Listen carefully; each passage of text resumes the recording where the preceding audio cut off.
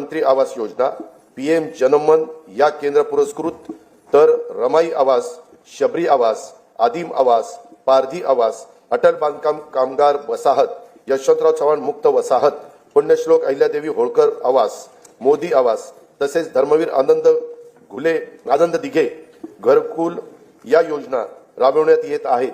त्या अंतर्गत आतापर्यंत 44,07,000 घरकुलं मंजूर करण्यात आली आहे। प्रधानमंत्री आवास योजना ग्रामीण टप्पा 2 अंतर्गत सन 2024-25 करता 20 लाख घरकुलांच्या उद्दिष्टापैकी सुमारे 18,38,000 घरकुलांना मंजुरी दिली असून 14,71,000 लाभार्थींना पहिल्या हप्त्यासाठी 2,200 कोटी रुपये वितरित करण्यात आले आहेत। ही योजना राबवण्यात महाराष्ट्र देशात प्रथम क्रमांकावर आहे। लोकप्रतिनिधी आणि लाभार्थींच्या मागणीला प्रतिसाद म्हणून राज्य सरकारकडून या योजनेच्या अनुदानात